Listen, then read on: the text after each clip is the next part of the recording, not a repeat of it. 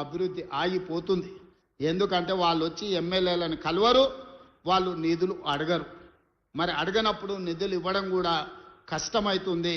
ఇవాళ నేను ముఖ్యమంత్రిని కాదు, మున్సిపల్ మంత్రిగా కూడా నేనే ఉన్నా. అడిగేది మనమే, ఇచ్చేది మనమే. ఇవాళ మనం ఉన్నప్పుడు మంచి చేసుకోండి. ఎన్నో ఎన్నికలు వస్తాయి. ఇప్పుడు వెయ్యనంత మాత్రాన వాళ్ళ తురాయి ఊడిపోయేది ఏం లేదు. ఇప్పుడు వాళ్ళకు ఉన్నది లేదు, కొత్తగా వచ్చేది లేదు. 10 ఏళ్ళు 2 సార్లు మున్సిపాలిటీలు వాళ్ళ చేతుల్లోనే ఉన్నాయి. మనకు రూపాయి కూడా రాలేదు, సిల్లి గవ్వ ఇయ్యలేదు. అందుకే ఈ మున్సిపాలిటీలలో మొత్తానికి మొత్తం మనోళ్ళే గెలవాలి. అప్పుడే అభివృద్ధి 100% సాధ్యం అవుతుంది. ఇంకా వాళ్ళు మాట్లాడుతున్నారు, ఈరోజు చంద్రశేఖరరావు చరిత్ర రేవంత్ రెడ్డి చేర్పేయాలనే ప్రయత్నం చేస్తురని. హరీష్ రావు, కేటీఆర్ గారు అన్నారు, చూసిండ్రు కదా. శుక్రాచార్యుడేమో ఫామ్ హౌజులు ఉన్నాడు, మారీచుడు సుబాహుడేమో ఊరూరు తిరుగుతున్నారు. గతంలో పురాణాలలో మీరు చూసిరు కదా, దేవతలు యజ్ఞాలు యాగాలు చేస్తే వాటిని భగ్నం చేయడానికి శుక్రాచార్యుడు మారీచుని సుబాహుడు అనే రాక్షసులను పంపించేటోళ్ళు. వాళ్ళు నెయ్యి పోసి యాగం చేస్తుంటే వాళ్ళు రక్తం మాంసాలు తీసుకొచ్చి దాంట్లో వేసేటోళ్ళు ఈ యజ్ఞాలు యాగాలను భగ్నం చేయనికే. ఇవాళ తెలంగాణలో కూడా మేము కష్టపడి అభివృద్ధి చేస్తుంటే ఈ మారీచుడు సుబాహుడు కాళ్ళల్లో కట్టెలు పెట్టి తిరిగే ప్రయత్నం చేస్తున్నారు, ఊరూరు తిరుగుతురు.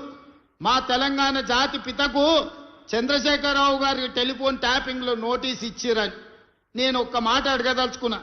ఎవరిని వదిలినరా మీరు?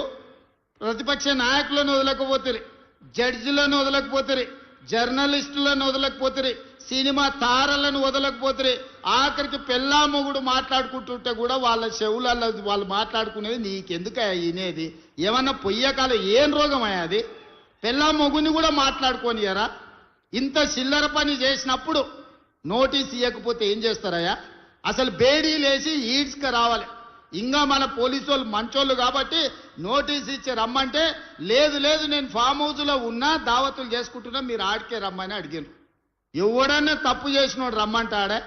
అయినా కూడా వయసును దృష్టిలో పెట్టుకొని బంజారా హిల్స్లో నీకు ఇల్లు ఉంది కదా, గాడికి రా నమోదు చేసుకుంటాం అంటే గట్లెట్లా పిలుస్తారని అడుగుతారు. ఇవాళ తప్పు చేసినోని అంగి పట్టి ఈడ్చుకొచ్చే చట్టం ఉంది మన దగ్గర. ఇవాళ ఆయన చరిత్రనంట నేను మొత్తం రూపుమాపే ప్రయత్నం చేస్తుండంట. హరీష్ రావు గారు, మీ మామ దొంగ పాస్పోర్ట్ల చరిత్ర నేను తూడిపినా పోతుందా? నీ పక్కలుండే ఆర్ఎస్ ప్రవీణ్ కుమారే చెప్పిండు, చంద్రశేఖరరావు మీద దొంగ నోట్ల కేసు చిక్కడపల్లి పోలీస్ స్టేషన్లు ఉందని.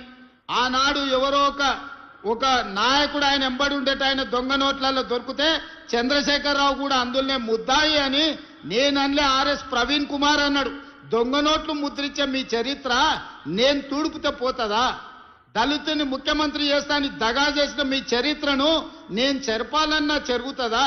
దళితులకు 3 ఎకరాలు ఇస్తాన్న మీ హామీ నేను తూడ్చేస్తే పోతుందా? డబుల్ బెడ్రూమ్ ఇల్లు ఇస్తాను పేదోళ్ళని చేసిన మోసానికి ఈ రోజు నేను ఒకవేళ చెరపాలనుకున్న మీ చరిత్ర చెడిపోతుందా? ఇంటికో ఉద్యోగం ఇస్తామని తెలంగాణలో 1200 మంది బిడ్డలను పొట్టన పెట్టుకుంటువే, ఆ 1200 మంది శవాల మీద మీరు ఈ తెలంగాణ రాష్ట్రానికి ముఖ్యమంత్రి అయ్యి ద్రోహిగా చరిత్రలో నిలబడిపోయినరే. మీరు ఉద్యమకారులకు చేసిన ద్రోహాన్ని నేను చెడపదలుచుకుంటే కూడా చెడుతుందా? మీ చరిత్ర దొంగ పాస్పోర్ట్లు, మీ చరిత్ర దొంగ నోట్లు, మీ చరిత్ర దళితులను దగా చేసిన చరిత్ర, మీ చరిత్ర తెలంగాణ ఉద్యమకారులను దోకా చేసిన చరిత్ర. మీ చరిత్ర నేను చెరపదలుచుకున్నా చెరిగేదేనా అని నేను అడుగుతున్నా హరీష్ రావు గారిని. అందుకే మీ చరిత్రను ఎవ్వడు చెరపలేరు. శాశ్వతంగా తెలంగాణ ద్రోహిగా, పాపాల భైరవుడుగా తెలంగాణ ఉన్నంతకాలం చంద్రశేఖరరావు పాపాల భైరవుడు అని తెలంగాణ చరిత్రలో ఉంటుంది హరీష్ రావు గారు. దీన్ని ఎవ్వరు చెరపలేరు. ఇది తెలంగాణ సమాజానికి అంత తెలుసు. అందుకే నేను ఏం ప్రయత్నం చెయ్యా, మీ చరిత్రను కావాలంటే మా కార్యకర్తలకు చెప్పి గోడల మీద రాపిస్తా ఎప్పటికి ఉండేటట్టు. మా రామ్మోహన్ రెడ్డి గారు సూచన ఎత్తున పరిగంత రాపిరు ఆయన పాస్పోర్ట్ల దందా, దొంగ నోట్ల దందా గురించి గోడల మీద రాపిస్తే కానీ వాళ్ళ గొప్పతనం ప్రజలకు తెలియదు. ఏదేమైనా స్క్రీన్ మీద మా అక్కలు ఉన్నారు. మా అక్కలను ఒకటే మాట అడగదలుచుకున్నా. ఆ ఎల్ల బతుకమ్మ చీరలు మీకు ఇచ్చిర్రు, ఎన్నడన్నా కట్టుకున్నారా అక్క? తలుపు మూసన్న కట్టుకునే పరిస్థితి ఉండేనా? బతుకమ్మ చీర ఇయ్యాలి, తీసుకుపోయి పిట్టల్ని బెదిరియడానికి బాయికాడ కట్టేయాలి. అవునా? మనం వేసిన పంట మొక్కజొన్ననో అదో ఇదో ఉంటే పిట్టలు